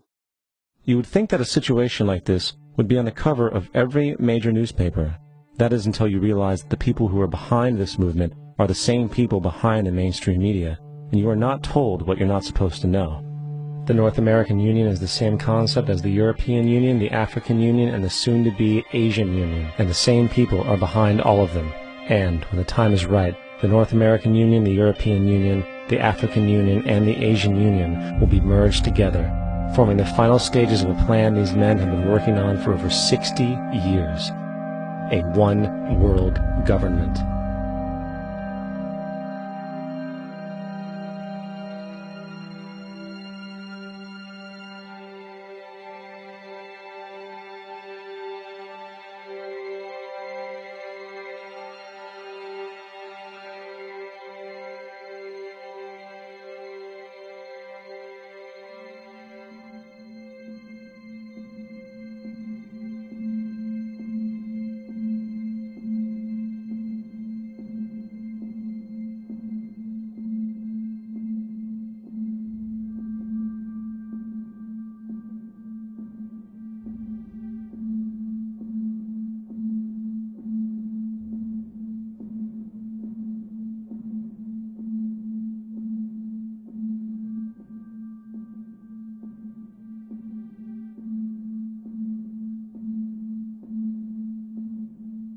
One bank, one army, one center of power. And if we have learned anything from history, it is that power corrupts, and absolute power corrupts absolutely. This is Aaron Russo, a filmmaker and former politician. To his left is Nicholas Rockefeller of the infamous Rockefeller banking and business dynasty. After maintaining a close friendship with Nicholas Rockefeller, Aaron eventually ended the relationship, appalled by what he had learned about the Rockefellers and their ambitions. I got a call one day from an attorney woman I knew, and she said, "Would you like to meet one of the Rockefellers?" I said, "Sure, I'd love to." And we became friends, and he began to divulge a lot of things to me. So he said to me one night, he said that there's going to be an event there, and out of that event, you're going to see we're going to go into Afghanistan, so we can run pipelines from the Caspian Sea. We're going to go into Iraq to take the oil and establish a base in the Middle East, and we're going to go into Venezuela and try and get rid of Chavez. And the first two they've accomplished. Chavez they didn't accomplish. And he said you're going to see guys going into caves looking for people that they're never going to find. You know, he was laughing about the fact that you have this war on terror. There's no real enemy. He's talking about how by having this war on terror, you can never win it because it's an eternal war. And so you can always keep taking people's liberties away.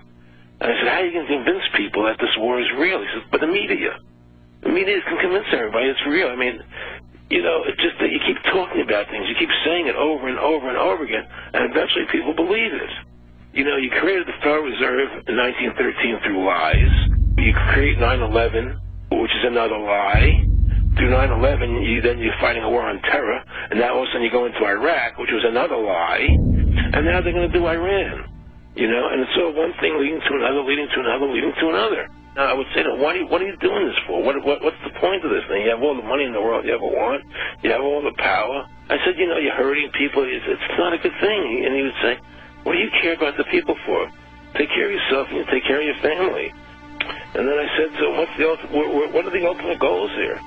He said, the ultimate goal is to get everybody in this world chipped with the RFID chip and have all money be on those chips and everything on those chips. And if anybody wants to protest what we do or violate what we want, we just turn off their chip. That's right, microchipped.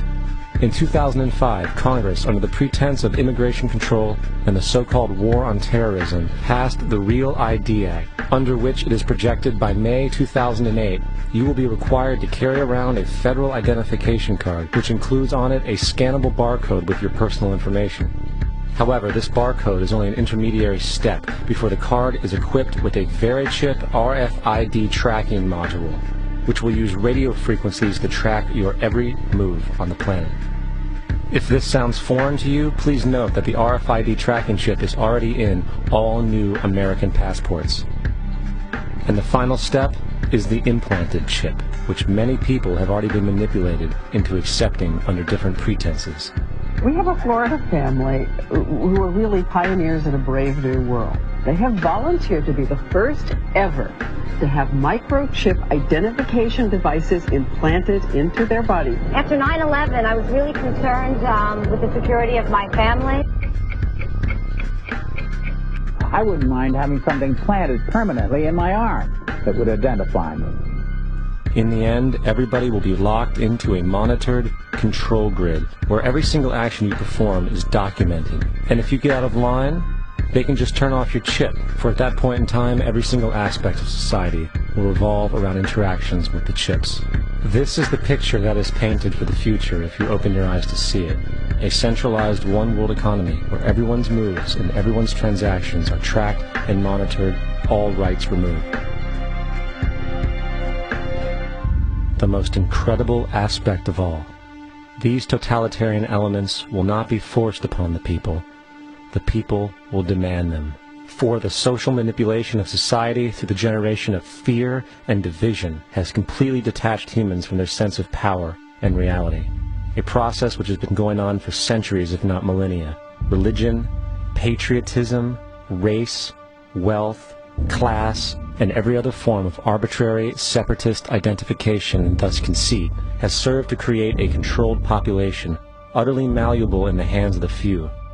Divide and conquer is the motto, and as long as people continue to see themselves as separate from everything else, they lend themselves to being completely enslaved.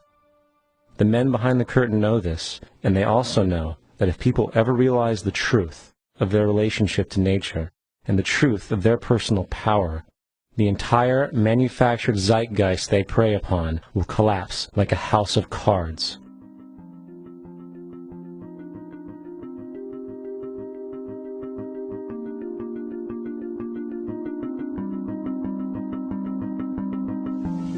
The whole system that we live in drills into us that we're powerless, that we're weak, that our society is evil, that it's crime-ridden, etc., and so forth. It's all a big, fat lie. We are powerful, beautiful, extraordinary. There is no reason why we cannot understand who we truly are, where we are going. There is no reason why the average individual cannot be fully empowered. We are incredibly powerful beings. You know, I think I spent 30 years of my life, in the first 30, trying to become something. I wanted to become good at things. I wanted to become good at tennis. I wanted to become good at school and grades and everything I kind of viewed in that perspective. I'm not okay the way I am, but if I got good at things, I realized that I had the game wrong. The game was to find out what I already was. Find out what I already was.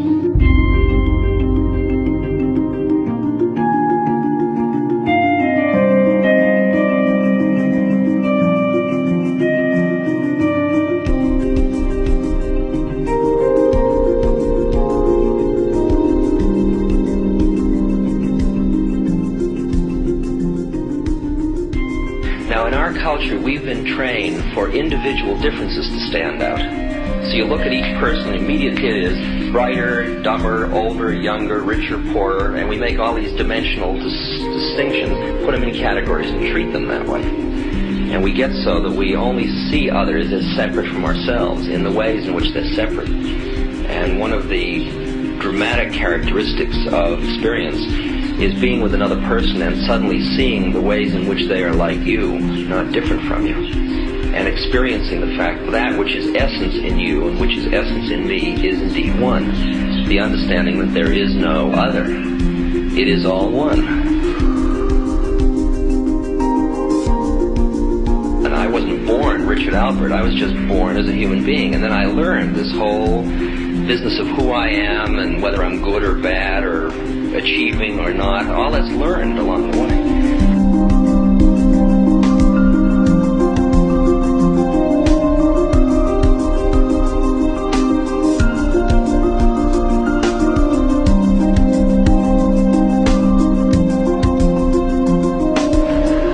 The old appeals to racial, sexual, and religious chauvinism, to rabid nationalist fervor, are beginning not to work. A new consciousness is developing which sees the earth as a single organism and recognizes that an organism at war with itself is doomed.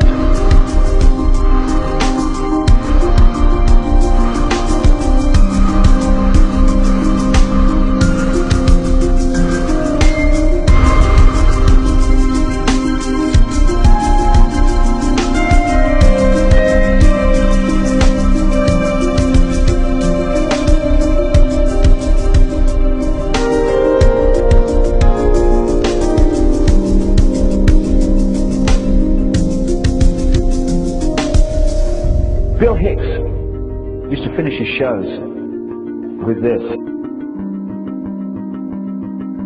Life's like a ride in an amusement park. And when you go on it, you think it's real, because that's how powerful our minds are. And the ride goes up and down and round and round. It has thrills and chills, and it's very brightly colored. And it's very loud, and it's fun for a while. Some have been on the ride for a long time, and they begin to question, is this real, or is this just a ride?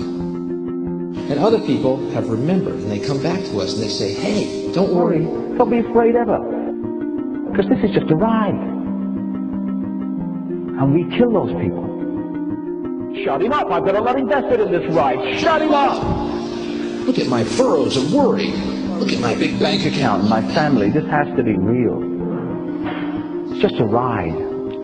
But we'll kill those good guys who try and tell us that. You ever notice that? And let the demons run amok? But it doesn't matter, because it's just a ride, and we can change it anytime we want. It's only a choice. No effort, no work, no job, no savings of money. Just a choice right now between fear and love.